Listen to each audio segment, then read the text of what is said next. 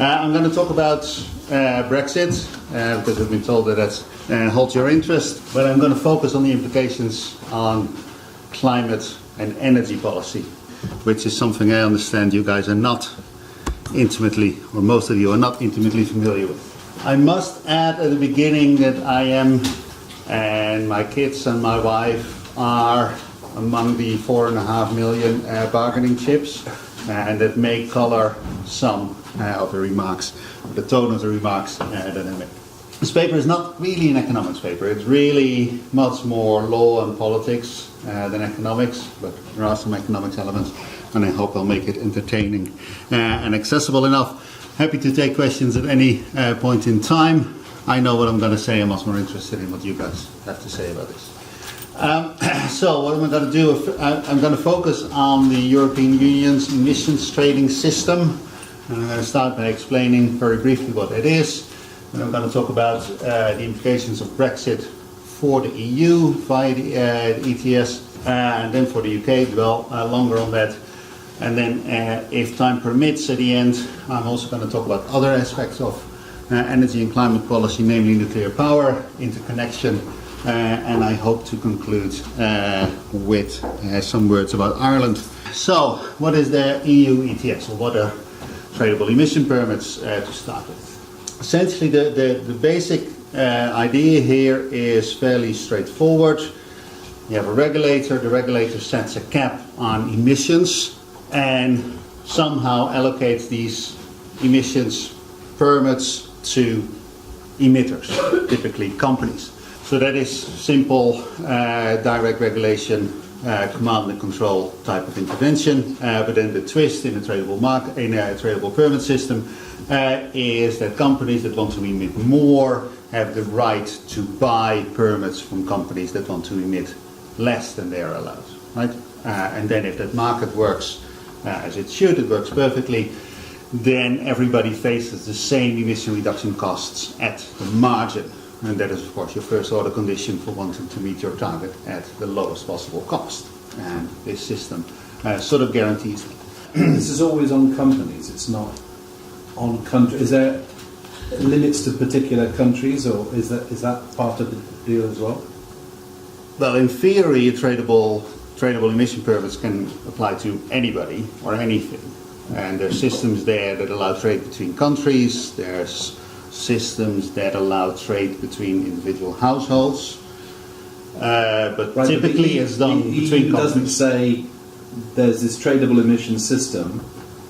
Companies can sell or buy them, but on the 28 countries there are limits to how much emissions can come from any one country.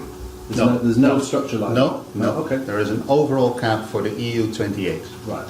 That's actually the EU 31. Right. Get back to the 31. So it's a Europe-wide cap essentially, and then within Europe there are 1,100 trading entities, 11,000 trading entities. The EU ETS at the moment is the world's largest emission permit market. It's not the only one, it's not the oldest one, but it's the largest one. China will soon overtake this. And at the moment it regulates about 35% of all greenhouse gas emissions in the EU. And as I said, there's 11,000 installations that participate in this. The ETS started in 2005, phase 1, then phase 2, we're now in phase 3, which runs from 2013 to the end of 2020. And does it monitor them as well? Does it actually verify? You're going too fast. Okay, all right. Wow, that's there. Sorry. Yeah. Emission permits are issued not by the EU but by the member states, and part of this is auctions sold to the highest bidder, and part of it is grandparented. That is, emissions are allocated for free in proportion to past emissions. It's essentially a capital subsidy. The monitoring and enforcement is done by the member states, or in the case of the UK, by the devolved administrations. And this is important, I'll come back to that. Emission permits are valid in all of the EU. Permits do not have a country of origin. So you buy a permit to emit, but the permit does not say from which auction it came or which government issued these permits. They are permits without origin or date on them. The only date that you have is that the emission permit gives you the right to emit a ton of CO2 or an equivalent greenhouse gas at any time after January 1st, 2013. So you can use them in all eternity. And this, of course, also creates problems if you're going to leave this system. What is meant by grandparenting? If you've got partly auction and partly grandparents, how does that work? Auctioning is simple, right? Yeah. The government says there's so many permits, if you want them, come bid for them. Grandparenting is also fairly simple. If you emitted 100 tons of CO2 in 2015, then in 2017 you're getting 80 permits for free. Right. That's grandparenting. And it used to be that all permits were grandparented, and it will be the case that all permits are auctioned after 2020, but we're now in a transition phase where half of it is given away for free and half of it is auctioned. Does it include agriculture? Are there any... Agriculture is excluded. I said there's 11,000 installations, so these are refineries, aluminium factories, those sort of stuff, as well as the power generators. But 11,000, you're never going to get two farmers, right? And that is the reason why they are excluded, because of monitoring reasons and enforcement and so on and so forth, and the sheer number of many small participants, right? So farming is excluded, as is transport, by the way, for the same reason, because then you were talking about how many cars are on the road in Europe? 300 million, 400 million? Something like that, right? And you would need to regulate them all. When you say you only regulate 45%, 55% that's not regulated, are those industries, agriculture, transport? Those industries are regulated by the member states or unregulated in most cases. Enforcement and even regulation of things like methane from cows don't go there because of the farming lobbies and so on and so forth. So most of the emissions are not strictly regulated. For stuff that comes out of your house, right? If you're heating your home during winter, that is not strictly regulated, but there are subsidies to encourage you to save energy. So that's where the other 55% are. So the particular market is regulating what can be regulated through firms in terms of emissions. Let's say what was politically feasible at the time, rather than what can be. Okay. So this is the basis, right? So what will happen after Brexit? So as things stand, the UK will leave the EU on March 30, 2019. Now, Brexit means that, if you believe the Prime Minister, that the UK will also leave the jurisdiction of the European Court of Justice. And if you leave the European Court of Justice, then you have to leave the EU ETS, because that is under the jurisdiction of the European Court of Justice. That is an automatic implication of May's perhaps not so wise announcement to leave the ECJ as well as the EU. This is not necessary. This is not necessary at all. There are 3 countries that are not in the EU but that are part of the EU ETS and do accept the rulings of the European Court of Justice, and that's Norway, Iceland and Liechtenstein. So it's not inevitable, but this seems to be the political decision at the moment. Switzerland has recently created its own trading system, and a few weeks ago they reached an agreement with the EU to link the two systems and create an EU-Switzerland emissions trading system. That took a number of years of negotiations. Crucially for Mrs. May, arbitration here went to the Permanent Court of Arbitration rather than to the European Court of Justice. At the insistence of the Swiss, the Permanent Court of Arbitration may be something you've never heard of. It's a body that does arbitration. It's permanent, it's a court, and it was started in 1882. Actually, the 1882, and actually the UK was one of the architects of this.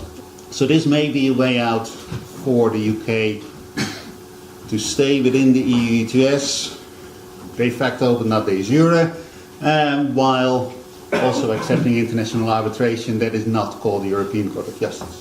As I said, the Swiss took a number of years to negotiate this, and there's no sign of the UK having even recognized, UK government having even recognized that this option is out. If there is a transition agreement that keeps the UK sort of in the EU until the end of the third phase, or the current budget, that is December 31st, 2021, then there is hardly any implications for the EU. Really what the EU would need to do, or the European Commission would need to do, is redo its homework for the fourth phase of the EU ETS. That's the basic implication. Other than that, there would be no implications for the EU. But if there's no transition agreement, and that is of course what some of our friends are currently arguing for, what would be the implications for the EU? What I will argue is that they're annoying but minor. So what the EU will need to do is reduce the total amount of permits that are in circulation. The emission allocation for the UK in the years 2019 and 2020 is some 270 million tons of CO2, and that is by how much the budget will need to be adjusted downwards. And this is a small amount relative to another operation that the EU has set in motion. They decided that the price of permits was too low, and therefore they have delayed the auction of around 900 million tons in 2013 and 2014 with a plan, with the aim to re-inject them into the market in 2019 and 2020. So they just need to reduce that re-injection by a third, and then they're done. So administratively, presumably politically, this will not be hard for the EU. What will happen, what will need to happen on Brexit Day, is that the EU will have to stop buying permits from the UK and declare that at that point all permits in circulation are valid. Now you may see this as a detail, but emissions are actually not observed, not directly monitored. So there's always a delay between the sale of the permit, between the emissions that actually take place, because these permits are essentially valid from the 1st of January 2013 till eternity. And then there's also a delay between the actual emission and the verification of those emissions. And in this period, it's a 2-year period or so, essentially you're giving license to UK companies to sell as many permits as they have into the European market, right? And the EU will simply have to accept this, which is a de facto they have more emissions than they have permits. But if they do so, then the EU market will continue to work as it did. Go ahead. Are sort of the trade flows of those permissions known? So do we know if the UK is sort of like a less? I'll get back to that. A few more slides. Other impacts on the UK, on the EU. At the moment, the UK is a net importer of these permits. So you would expect that if that import demand falls away, the price would go down. That is indeed what we saw happening. So this is the 4 weeks before the referendum. These are the 4 weeks after the referendum, and you indeed see a price drop of about 20% in the permits. And this is, of course, anticipation of the drop in demand from the UK, but also anticipation of economic trouble that would come with Brexit. Further implications for the EU. As I said, an increasing share of these permits are auctioned. The way these auctions are set up is that 90% of the revenue goes to the member state in which the buyer is incorporated. So if Ryanair buys permits, then the permit revenue goes to the Irish government, because that's where Ryanair is incorporated, right? And if EasyJet buys permits all over Europe, they go to the UK government. That's how it works. But it's the EU, so there's solidarity and blah, blah, blah, blah. 10% of the revenues go to Eastern Europe. And this is, of course, something that will need to be renegotiated, right? This is part of the Brexit bill. This is something that Poland had counted on getting, and Germany had counted on not paying, right? The total amount of money here is 150 million, thereabouts. So it's small fry compared to all the other bills, but still it may cause some political problems. Perhaps the biggest impact on the EU after Brexit is that throughout the last 45 years, the UK has always been one of the greenest member states and has always argued for more stringent environmental and climate policy than most other member states. And that, of course, implies that with the UK gone, the relative strength of the position, of the relatively brown position of France and Greece and Italy and Poland will get much more important. There's always the green ones, Germany, the UK, Netherlands, the Scandinavian countries, against the not so green Southern and Eastern Europeans. But now one of the big green champions is gone, and that means that European climate and environmental policy will weaken over time. Of course, also implies that the EU, but definitely the UK, will have a much smaller voice, a much weaker voice in the international climate negotiations. Right? But yeah, to sum up, what are the implications for the EU? They're not dramatic. They have to accept a slight lessening, a slight slackening of their emission reduction targets immediately, and there's 150 million euros to be fought over, but that's roughly it. So these 11,000 permits, what fraction of them do we presently have in the UK? Is that something you're coming on to? The UK has about 15% of the EU. 15%. So as of end of March 2019, those will go on the market, but at the same time the EU will be reducing the total number. Will they be reducing the total number available by more than 15%? We don't know. That's a decision yet to be made. But presumably they will just cut out what their projections are for the UK emissions in 2019-2020. That's that 270 million that I mentioned. Right. And do the permits vary in length in terms of? No. They're all for just a year or whatever. No, the permits are valid from the 1st of January on 2013 till the indefinite future. The reason for this fungibility is that there's weather variation and there's, don't need to say in this room, the economy goes up and down, right? And that means that your emissions also go up and down. And if you have a total cap that is valid for a year and you hit a cold snap in November, then Mrs. May would have to go on telly on the 23rd of December and say, sorry, permits are gone, right? We have to cancel Christmas. I mean, we'll reopen the country on the 1st of January, and you don't want that, right? So you do want to have this flexibility that permits can be used later or earlier. Right. So that's why they set it up this way. Implications of Brexit on European climate policy are not dramatic. This is not true for the UK. So let's start with the ETS itself. In 2013, 19% of the nominal emission reduction in the UK was through permits imported, particularly from Poland and Romania. A year later, the latest year for which we have data, 25% of our emission reductions were imported from primarily Eastern Europe. So this is a big deal, right? For the UK, this is a big import market.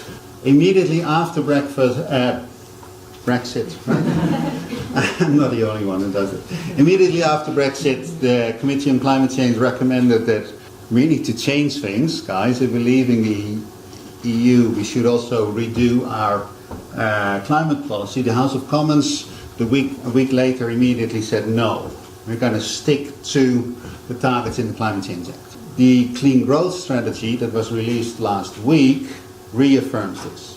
Brexit or no, the UK is going to stick to what it had agreed on climate policy. And that immediately means that climate policy will become more expensive. If the cheap source of emission reduction, namely buying permits from Romania, disappears, that means you have to do it in-house. If you assume that the cost function of emission reduction is quadratic, then 25% drop in emission permits, 25% increase in domestic emission reduction immediately means that climate policy becomes 40% more expensive. What does 40% more expensive mean? The Committee on Climate Change, mentioned before, estimates that the total climate policy package of the UK will cost about 0.5% of GDP in 2020, not cumulative over the period, no, in 2020 alone. And that assumes a perfect implementation of climate policy. If you don't have a first best implementation, and Peter Lilly estimated that the real cost is closer to double that. So 0.9% of GDP, so 40% more expensive. This means that ETS exit alone would cost 0.2 to 0.4% of GDP in 2020 alone. So this is a sizable chunk of money. Doesn't stop there.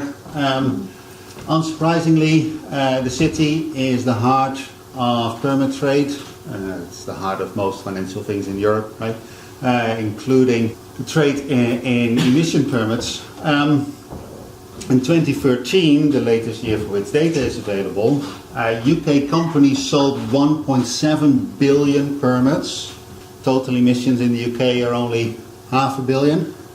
So this is a fairly liquid market, right? And a lot of the trade goes through the city.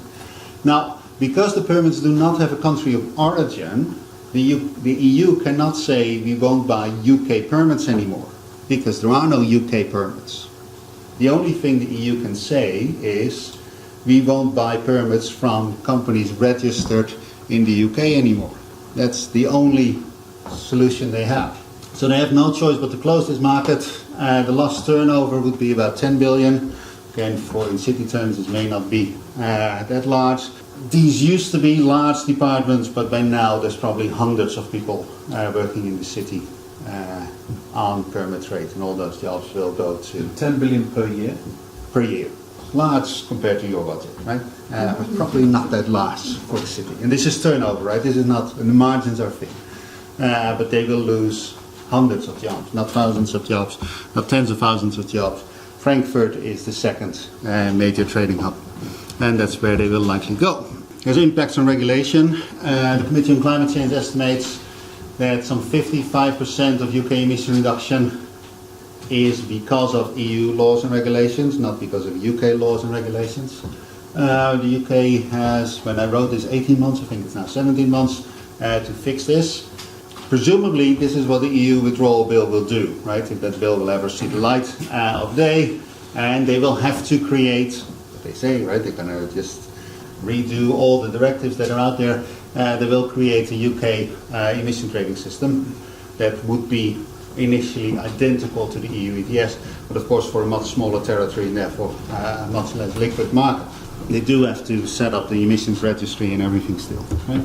The UK also has a carbon tax at the moment, and I put carbon tax here in quotation marks because it's not really a carbon tax. A carbon tax is a tax that is proportional to the amount of CO2 or equivalent you emit.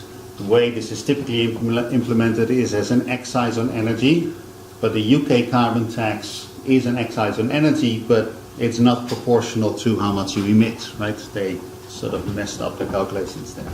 But they do have a carbon tax, right? So, or we do have a carbon tax. So in principle, what can be done is just jack up those prices and make energy more expensive as a result. That will go down well politically. These re-regulations are hard enough to pull off in 18 months as it is, if you had a well-governing, a well-working government. But of course, another thing that Mrs. May did immediately after she took power was abolish the Department for Energy and Climate Change, and parts went back to DEFRA, and part went back to what used to be the Department for Business, Industry and I forget. Thanks.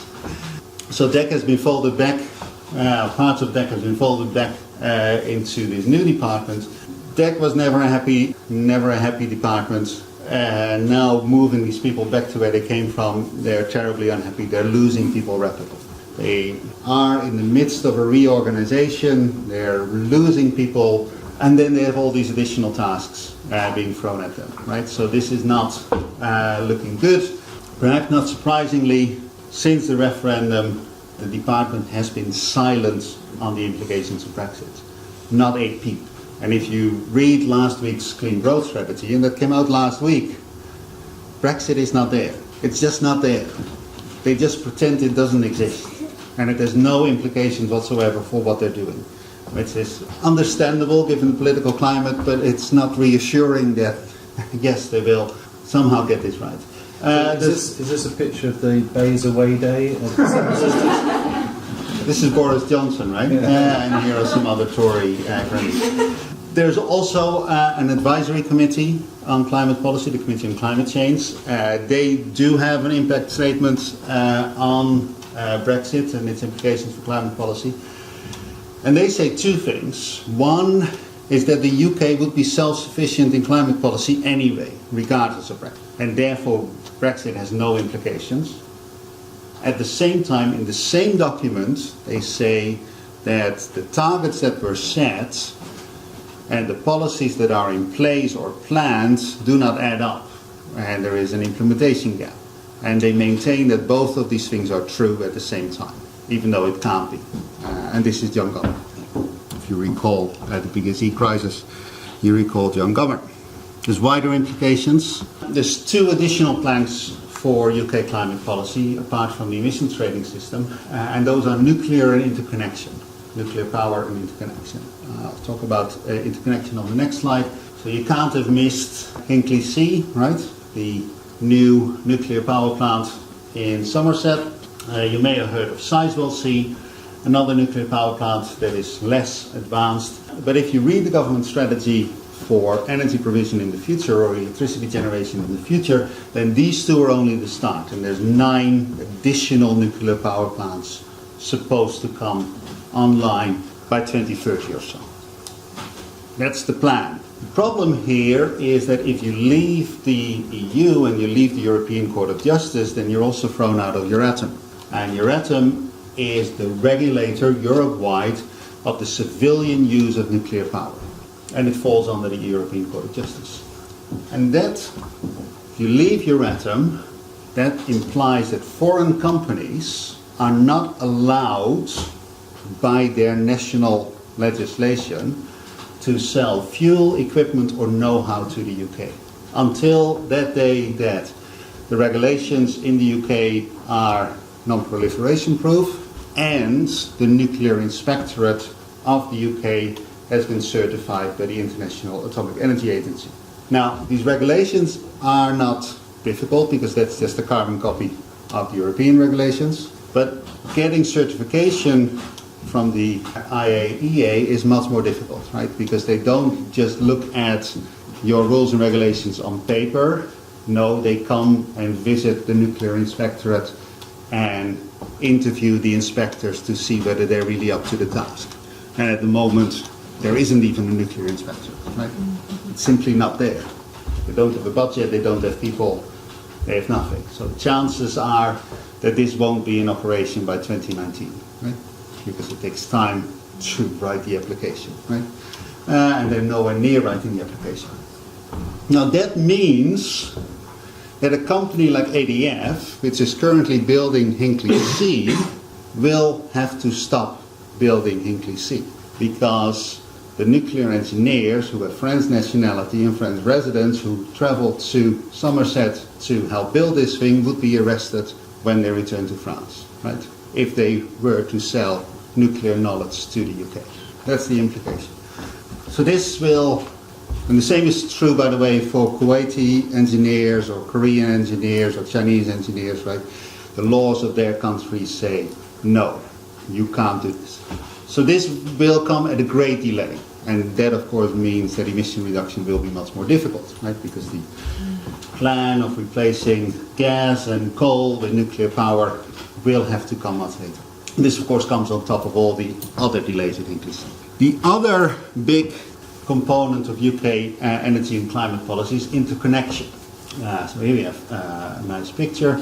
In red solids, we're looking at those electricity cables that are already there. So to the Netherlands, to France, to Ireland, the island. Then the black dotted ones are currently being developed, and then the red dotted ones are being talked about. So at the moment we have 5 gigawatts of interconnection, and the plan is to add another 11 to this. And this would also help reduce greenhouse gas emissions because we can import wind from Denmark, we can import nuclear from France, we can import geothermal from Iceland, and all of those are low carbon or no carbon energy sources, right? So this is another major component of UK climate policy. Now, power markets are heavily regulated for capacity because supply needs to meet demand every second, so you need to somehow reward your peak demand. If different power plants work with different clock speed, then you have interference on your power lines, so all sorts of weird things going on, so you want to make sure that everybody runs at the same speed. That's why you see these wind turbines turning all in tandem, right? That's for frequency regulation. You have to have regulations on reliability, that you don't have too many blackouts. Of course, you have regulations for the environment. We have regulations for access, universal service obligation. We have price regulation. We are talking about extending price regulation. So these are heavily regulated markets, right? Now, what do you do if you build an interconnector? You're essentially taking a product from one heavily regulated market to another heavily regulated market. And your project has to match both sets of regulations. And that makes merchant interconnection difficult, because essentially you double regulatory uncertainty. Now, while UK politicians have tied themselves in knots about the retail market for electricity, we've seen examples of that only this week, from a political perspective, this makes perfect sense because the retail market is where the voters are. The retail market is not where the problems are. We have 40 suppliers of electricity, all offering multiple tariffs. We have record levels of people switching between these companies. This is one of the most competitive markets that you can think of. But hey, that's where the voters are, so that's what we're going to meddle in. At the same time, UK politics has completely ignored the real problems at the wholesale market of electricity, which was 20 years ago set up as a sort of an experiment. And in the experiment was written, if this doesn't work, we're going to go back to the Danish model because we know that that works, but they never did, right? So we now have a market that just doesn't work. Completely neglected by UK politics. EU actually has repeatedly intervened in the UK wholesale market with an aim of making the market work better, seeing some signs of that, but also making sure that there's predictability and coherence between the wholesale market in different EU member states. And this regulatory convergence, as well as the certainty where the EU announces plans and sticks to them, has stimulated great interest of commercial investments in interconnection. And with the UK saying, we don't care, of course that commercial interest is at the moment evaporating. So that is another major problem for the UK. So far I've been talking about the UK as a whole.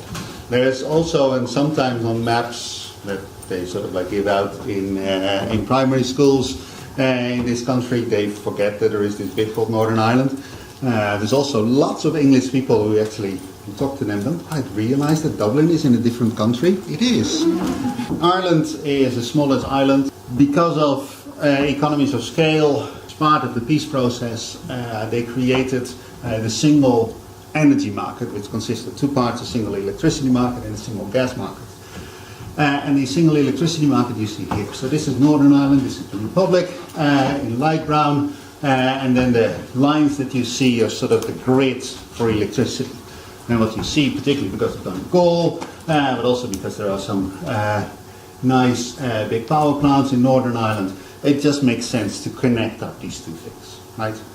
It makes the whole system much more reliable because you have much more redundancy in your wires, and you have more diversity in your generation, as well as greater competition because there's more companies operating. So it just makes sense to create a single electricity market on the island of Ireland. I can't see your legend, but roughly speaking, the colours are different. Different voltages. Different wattages. Okay. Yes. So which is the big? So the red are the biggest, or the blue, or whatever? The red is the red is the backbone, right? And then it goes down to the thinner lines and the less. Yes. Okay. So these are your big cables. The blue ones are slightly smaller. The green ones are smaller still, and then the black ones are not that impressive, right? Okay. Then we have Dublin, Cork, and Belfast, sort of amplified at the bottom. So the single electricity market started in 2007, and it's sort of a joint venture of Airgrid and Sony, and those are the two regulators in the Republic and in Northern Ireland. And of course the European Court of Justice oversees this whole thing. The assets owned in Ireland are Irish companies, US companies, British companies, and a Spanish company, I should not forget. But Sony is part of the Northern Ireland government. And because it's part of the Northern Ireland government, it has to leave the European Court of Justice. There's one thing to have your companies regulated by those evil bastards in Luxembourg, but to have part of your government regulated by them, that is completely unacceptable to the DUP, right? So they will, and it blows up the entire market, right? So what are the implications? The implications for Northern Ireland are sort of severe, because it would have to be, instead of being part of a larger market, it will be part of a small market with all problems of reliability and capacity, market power, and so on and so forth that come with that.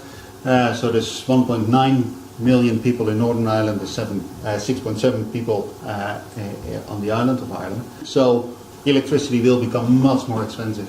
These problems are less severe for the Republic, but still substantial. Another major cost that will be imposed on the Republic of Ireland is that it relies on the United Kingdom for gas storage. So there is the third energy package, and one of the things that the third, and that comes from the European Union, and one of the things that the third energy package says is that you have to have certain reserves for natural gas to make it through the winter. And that means you have to have storage. And the Irish have agreed that the gas that is stored for Ireland is stored on UK territory. And that means that Ireland will have to build its own gas storage in a hurry. Right? So that is fairly expensive. And then of course it also has to meet other reliability agreements. So this is not good for Ireland. This is terrible for Northern Ireland. So to wrap up, if we focus on climate and energy policy, then Brexit will create small problems, tiny problems for the EU as a whole, but bigger problems for the Republic of Ireland, always bigger problems for the Republic. Brexit undermines three central planks of UK climate and energy policy. That is the emissions trading system, that is nuclear power, and that's interconnection. And it will completely destroy Northern Ireland energy policy, right? They will just have to start again from scratch. And at the same time, the department and the committee continue to pretend that there is no problem. I wish I had a better message for you. That's all I wanted to say. Thank you. So, Deepa, what happens at the end of March 2019? I mean, if nothing, it's no progress made. What will happen? Well, if we focus on this, right? In the EU ETS, the EU will simply follow the example that I should have said. It's not something I came up with, but that was tried and tested in the New England tradable permit system, where New Jersey at one point said, "We don't want to play with you anymore," and that market just continued. And the EU ETS will just continue. It will just say, "We won't buy English permits anymore, or we won't buy permits from English companies anymore." And we'll just say that all the permits that are in the market at the moment are valid, period, and they're done. This will not create an immediate problem for the UK, because we'll just continue to emit, and yes, there is regulatory uncertainty. A lot of companies will have to unwind their hedges, will have to sell their permits, and there will be a lot of panic buying and selling, but it's small fry compared to all the other things that are going on. What will happen is, of course, that ADF will pull out of Hinkley C, and that will be immediately obvious. But this will, if we focus on climate and energy policy, this will not create an immediate problem on the 30th of March 2019. But at that point, of course, it will become clear that the department and the committee have not done any preparation. Right. And we're just sitting there and wondering, so what are our policies at the moment? Another thing that will, of course, happen is that the European Investment Bank will have to withdraw from all its projects in the UK.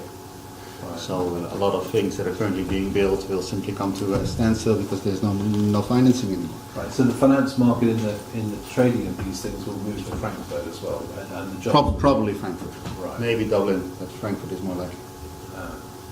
And with respect to Ireland, what will happen with the cross-border? Will it simply go on transmitting energy across the borders, or what will happen as of the end of March? I don't know. Electrons are very strange things, right? Electrons just move about, and the stuff that sort of flows out of your house into the electricity grid never quite matches the contract you have, right? I think that strictly speaking, the single electricity market will be illegal, and that means that any trade of electricity will be illegal on the 30th of March. Now, I think that the Irish government will simply ignore that, and the consequences be damned, right? And take us to court later rather than stopping illegal trade. But I think it will be strictly illegal to sell and buy electricity on the wholesale market in Ireland on the 30th of March 2019. Unless they find a solution, but they're not. At the moment they're talking about troops on the border rather than electrons flowing across the border. Right? Not kidding, that was in the newspapers yesterday, right? They were talking about troops on the border. But no cameras, right? Only troops. To what extent then would the UK be free to set its own limits on any of this, or be bound by any other kind of international limits or standards? I'm just wondering how bad could things get, basically, how could emissions then increase in a way that is uncomfortable? We have the Climate Change Act, and the Climate Change Act sets stricter limits on UK emissions than the European directives. So we have legally more strictly binding targets anyway. So that will not change. What will change is the whole regulatory apparatus to make this happen. Parts of that will simply lose their legal basis, depending on what is in the EU withdrawal bill. What of course will also happen, and I'm not the macro person in the room, right, is a deep recession, right? So that takes emissions down. So I would not worry about total emissions that much. But yeah, you should worry about chaos at this particular point.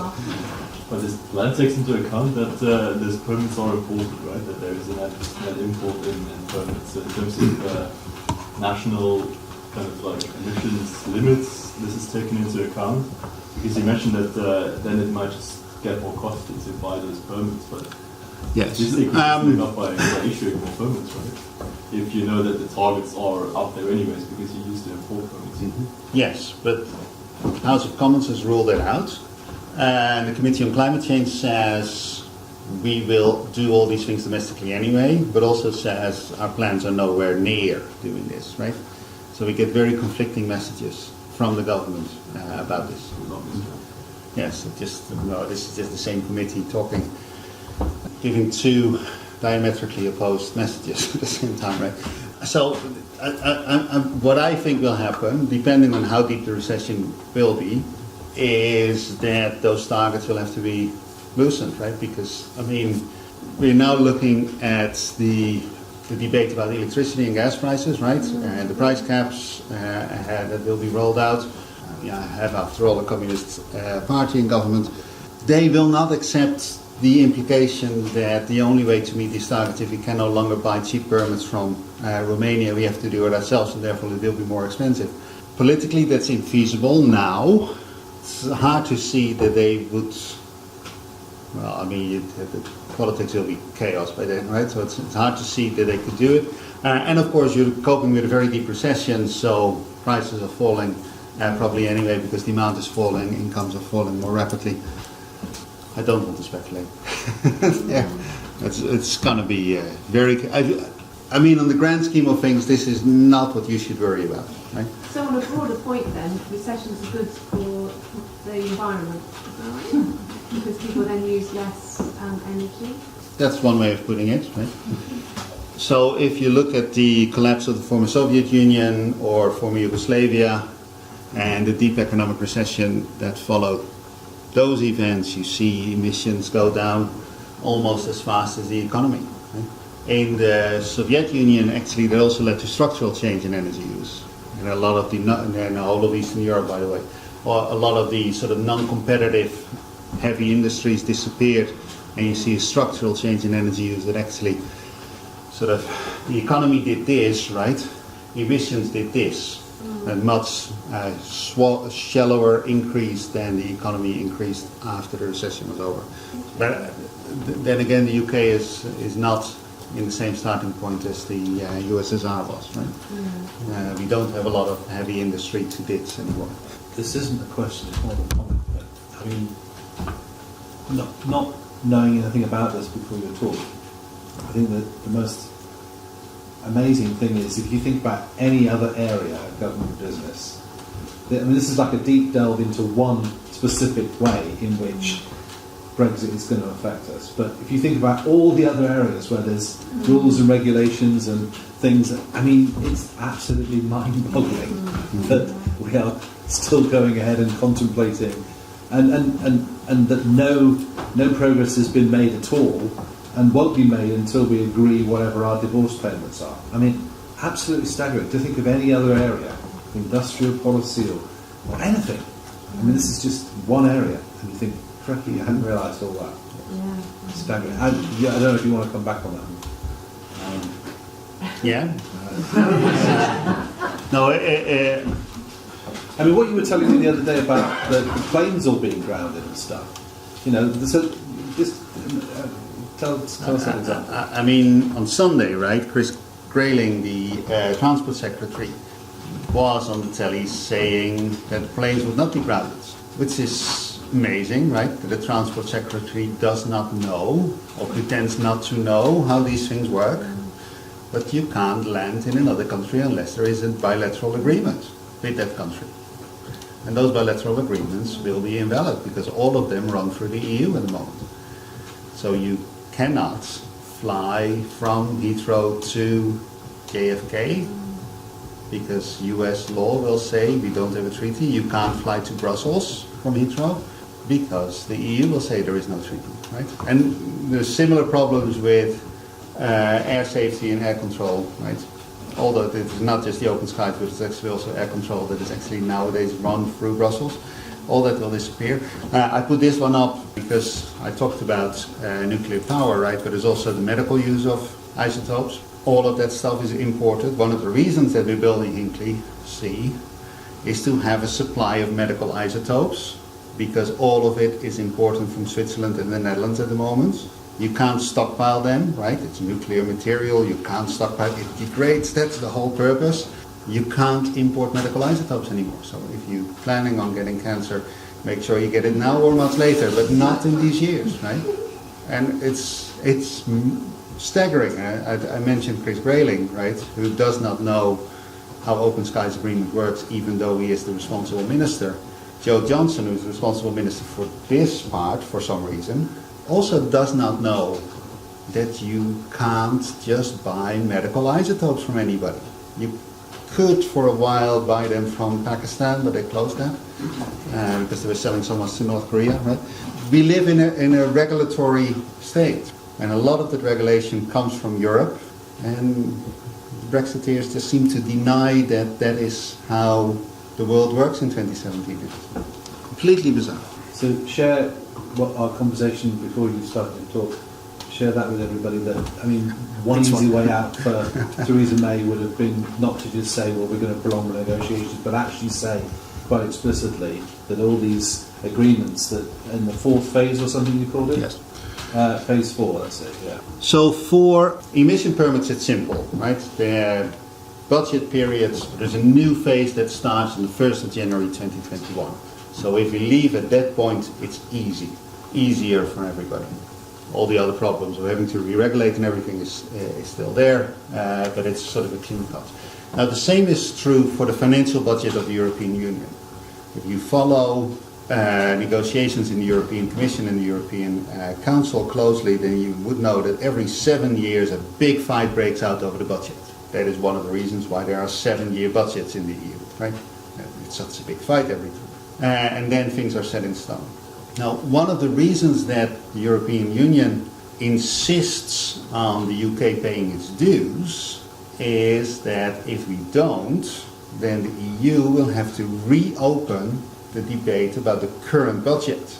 And that is the last thing they want to do, because it's extremely painful. So if the UK, if Mrs. May had had any sense, then she would have announced we will leave on the 31st of December 2020, because then most of the pain about the Brexit bill would be gone by default, because we would have paid our dues and we would not take on any commitments for 2021 and later.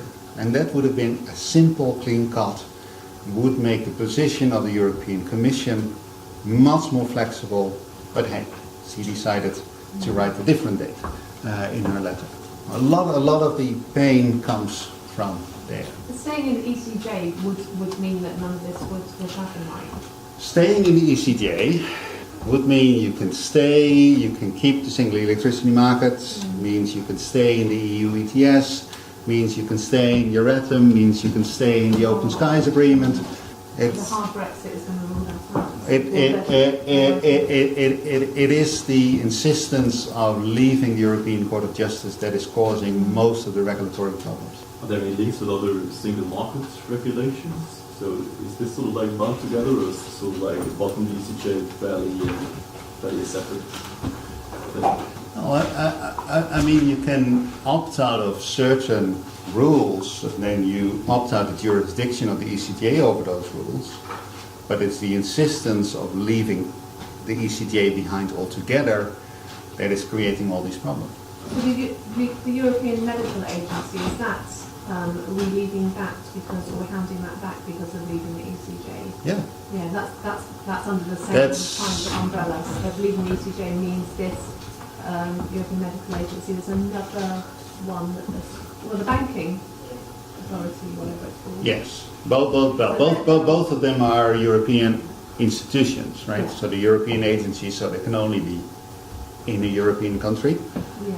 or in the European So member that's state. separate from That's leaving the separate. ECJ, yeah. And then Yeah. some of these things, and I believe that is also true for the nuclear stuff, or at least the research part of the nuclear stuff, there's also freedom of movement requirements. So there it's even more complicated, right? Yeah. Which would then create a 4th, 5th, 7th tier in migrants in the UK, right? Those that have freedom of movement from Euratom, right?